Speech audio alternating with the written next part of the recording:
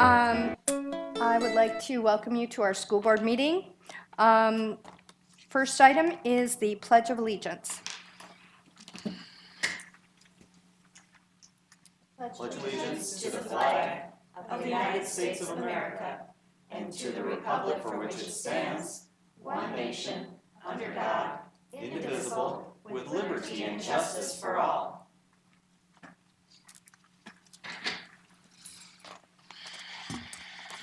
Okay, welcome. I am not Marcia Lindblad, but I am standing in for her. So the first item on our agenda is approval of the agenda for tonight. Do I have any motion? Move to approve. Second. Oh, no, and I got to remember names too.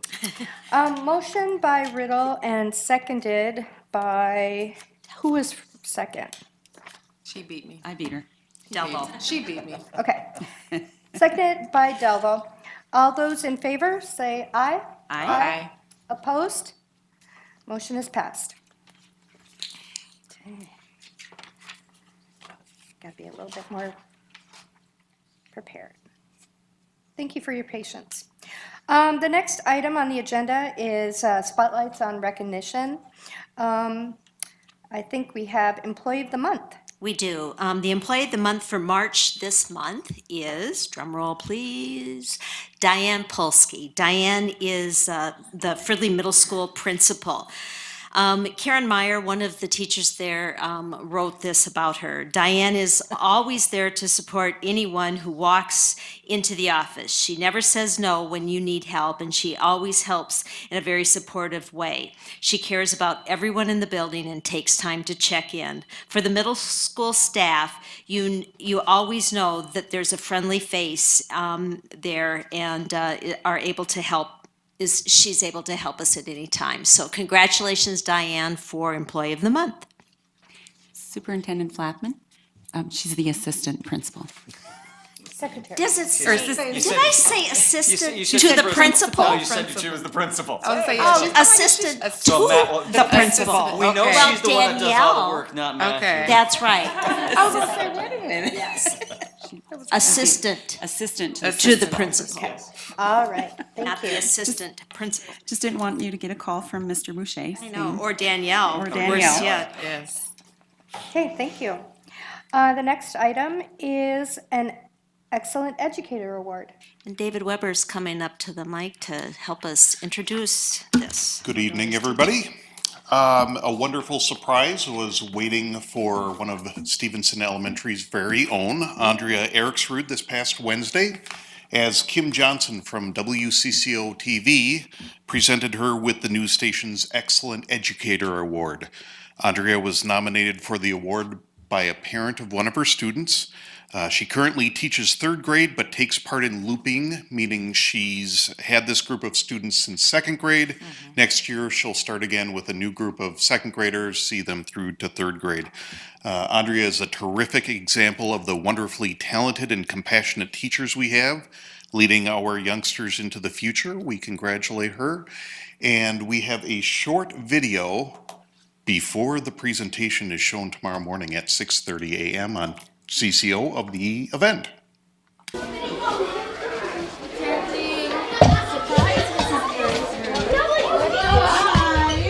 I'm with WCCO TV, and I'm here to surprise you with this week's Excellent Educator Award. Oh my gosh, it Do you is a guys want to surprise. give your teacher a round of applause? Gosh. We got a really wonderful letter from a parent. You did? Yes, Okay. he said that you made just such the world of difference in their students' life. Oh my gosh. I love these kids like they're my own, you know? And so to, I don't know, to think that it's noticed and to see that parents see that I care about their kids as much as they do. I mean, they send them to me every day and they trust me with them. It's wonderful. It's great. I think that as a teacher, one of the things that I always promised myself is that I never wanted to become complacent. I always wanted to challenge myself and try new things and make sure that the kids pushed me out of my comfort zone, and they definitely do every day. So my parents saw in me that I really loved kids. And I think it was more my grandmother actually who kind of, I'm just so like surprised. She kind of pushed me and said, this is what you're meant to do. And I think that it's really truly the relationship with kids that I just love. And that's one thing that this class is really, really special with. They're so good to each other. They care about each other, they love each other, they help each other, and it doesn't just stay here, they do it to other kids in the school. And when you can develop that with kids and it spreads, then it just makes you wonder what they're gonna go out and accomplish, in the world, and that's just Awesome. a great thing. Awesome. Wow. Can we hear it from Mrs. E one more time?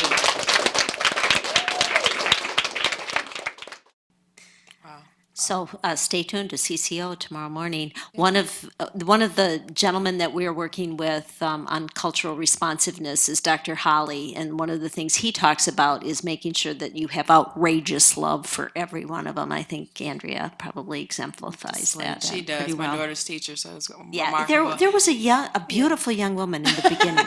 She is awesome. So it was great. Wow, we get the scoop. That's very exciting, and I love the looping idea. It seems like it's really catching on with the parents and It is. families. Yeah, it's a family. Thank you. That's great. Great story. Next on our agenda is a presentation about special services.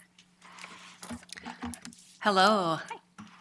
I have some amazing people who are here with me tonight to present. I am just going to present the first few slides, and then I have some great people behind me who have been working really hard in our district to provide students with excellent levels of additional supports. We have the people standing behind me are either new to the district or newly added positions, and they're going to kind of talk a little bit about what they do.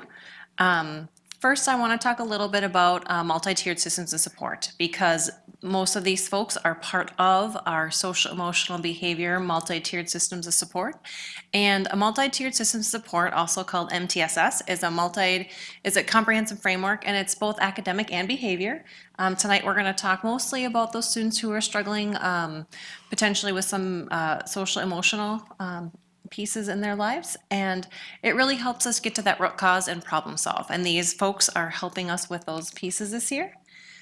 This is a picture of our what a multi-tiered systems of support might look like. What you need to know, I'm going to go to the next slide, is that bottom tier is for everybody. Every student is getting that support, and a lot of that is screening. It's our positive behavior intervention supports in our schools, and what our screening does is it captures a snapshot of students about 3 times a year and really helps us figure out who are those kids in need of that support. So this year we have had partnership with Dr. Clay Cook, and he has worked on our implementation and dissemination team and has met with staff already 4 times this year, talking about how do we make this work in our district? How do we make sure that we're reaching all kids, that we're getting to the root cause of the problem? So he's really working with our staff, and this is a picture of him working with our staff this year, just doing some training. And these guys will be able to talk a little bit more about that. So first up is our intervention analyst. Then we're going to move on to our social workers. And then we also have one of our new positions in special education is a work-based learning teacher. And she's going to talk about what she's done this year. So I'm going to turn it over to them. Hi, everybody. I'm Carrie Brooks. I am the intervention analyst at the middle school, and that's Kristen Renicky over there. She's my counterpart over at Stevenson. And we have one more, Courtney Whitcraft, who is not with us tonight, who has started and is new to the district over at Hayes. What I'm going to do is just sort of talk a little bit about what our role is in the buildings. We've all been doing numerous different things. Some of it overlaps and some of it doesn't. But we've been doing a lot of paraprofessional training and support. We've also been helping to conduct functional behavior assessments in general education as well as special education. We help with the writing of behavior intervention plans. We're a member of those Tier 2 meetings and IEP meetings. We're doing teacher training and support both in and out of the classrooms. We're supporting the multi-tiered systems of support as well as positive behavior intervention supports and those initiatives. We're developing classroom interventions and supporting implementation, and then also supporting our ISS, our in-school suspension and behavior processing rooms, and developing and facilitating social skills groups. I'm going to hand it off to Kristen, who's going to talk a little bit about the work she's been doing at Stevenson. Hi, as Carrie mentioned, I'm Kristen Renicky. I'm the intervention analyst at Stevenson, and I just wanted to give you just a little snapshot of what the Tier 2 system looks at Stevenson. We put a lot of effort into it this year, and a lot of it was just with our collaboration with Clay Cook. And so last year, we call them service intervention slots. And so it's just essentially the number of students that we can help and that we can provide service to.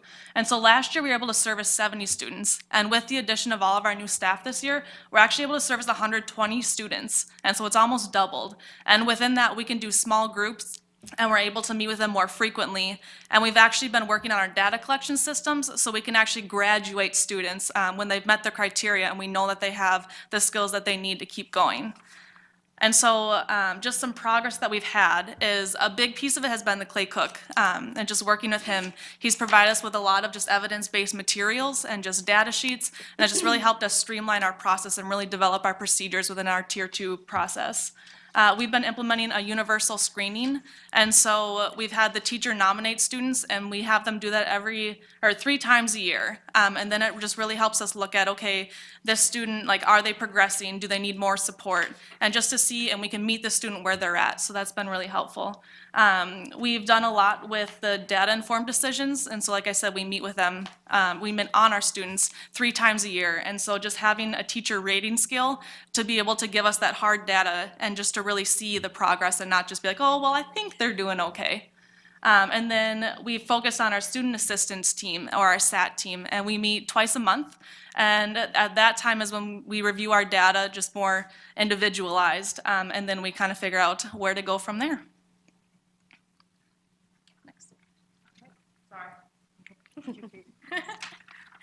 Hi, my name is Mackenzie Lauren. I'm the school social worker at Fridley Area Learning Center, and this is... I'm Kelsey Knutson. I'm the social worker at Fridley High School. And we are 2 of the 5 social workers that have been added this year. Michael, Brittany, and Melissa were not able to join us this evening. But we really just wanted to talk about kind of what we have been up to these last couple of months, and most of that has been really in just rapport building and really teaching not only staff, faculty, students, and families really what school social workers do. And kind of the 3 main points that we've been working on are policy creation and implementation, staff development, and relationship building.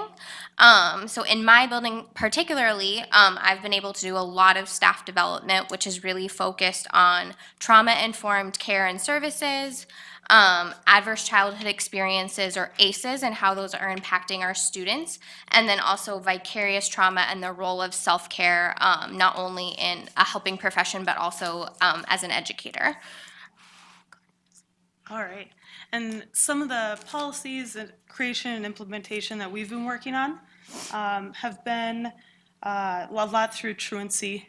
We've been really trying to crack down on that and make a concise procedure and how to address it. We've been working on formalizing referral forms to these Tier 2 services. One of the things at the high school we've been looking at a lot is kind of our process for looking at where students go and who teachers contact if they're worried about a student's mental health and in the way of suicidality. We also are looking at a memorial protocol based on some stuff that's happened earlier this year. And the ALC actually created an intake form for all of the students to kind of get a baseline of where they're at and how the social worker can really play a role in their life at school. Yeah. And then our last big piece that I think we as social workers love is the relationship building piece. And we've done that in 3 main ways, mainly access to community services and resources. So one of that's been strengthening strengthening the pre-established relationships that Fridley already has with community resources.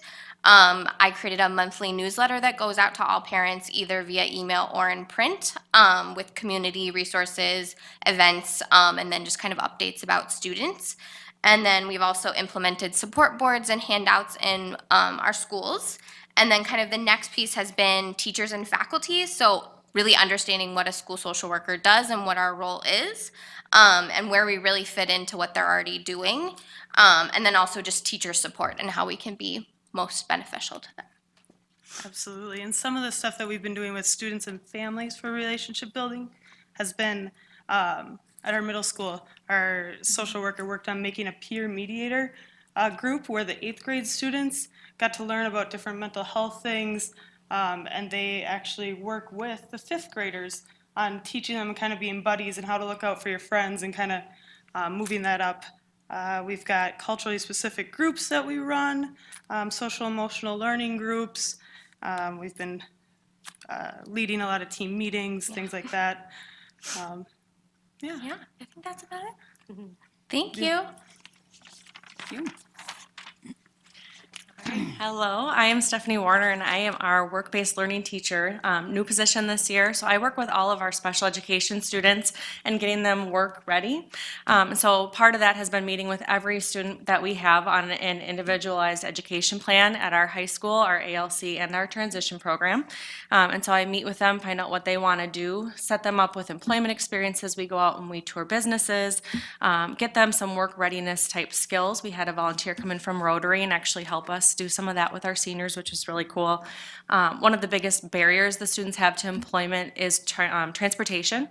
So I've been working with them on riding the city buses, getting their driver's permits, and those kinds of things. We go on college tours and see what kind of programming is out there for them after they finish with us at the high school. And then those paid and non-paid work experiences. I have almost 30 students that are out this year getting some sort of work experience, and it's just been really valuable in helping them so that they're prepared to transition after they graduate.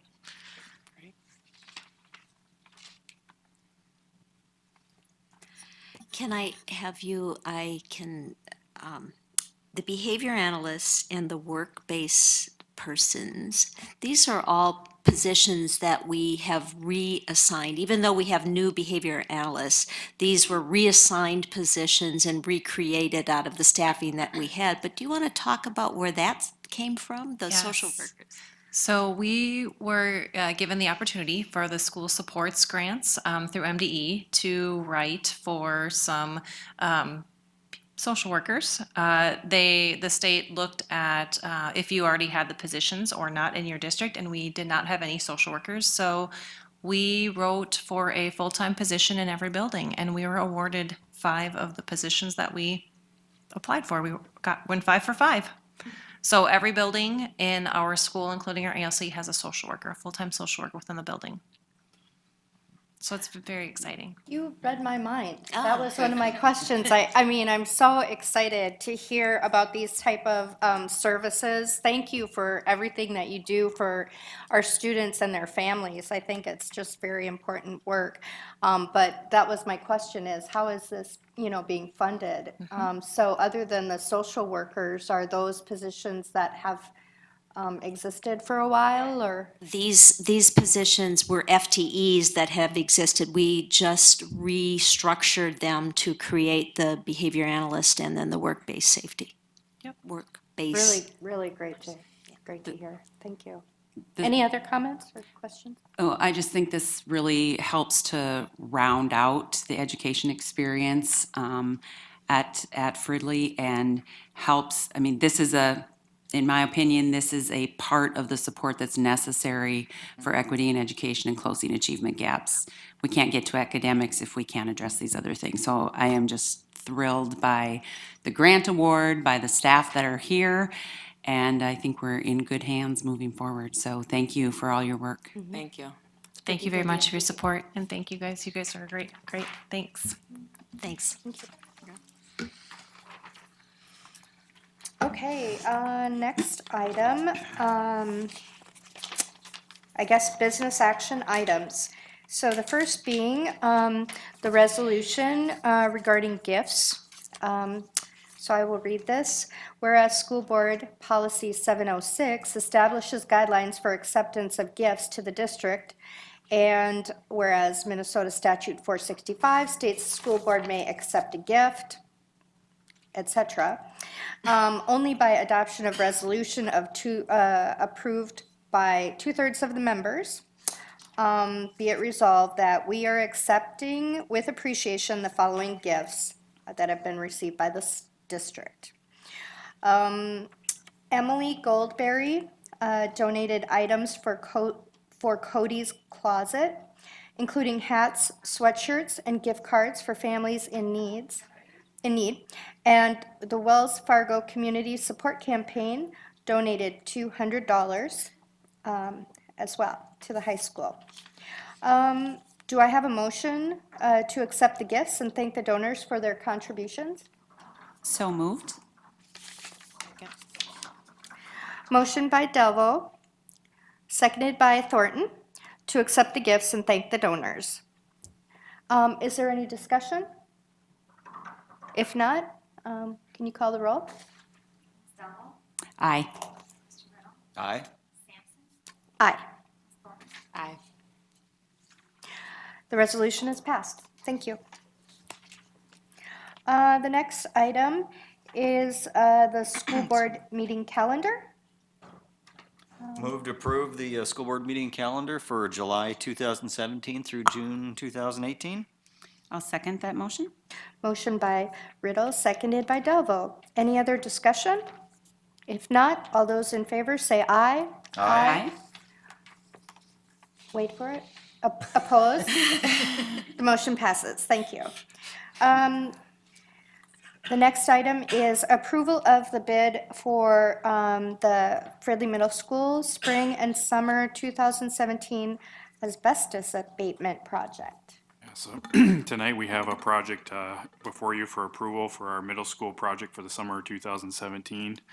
On March 6th, we received 6 bids for our abatement project at the middle school this next summer. And as a result of those bids, Eco Midwest was our low bidder. And I bring that forth for your approval tonight. The lump sum of the bid was $113,500.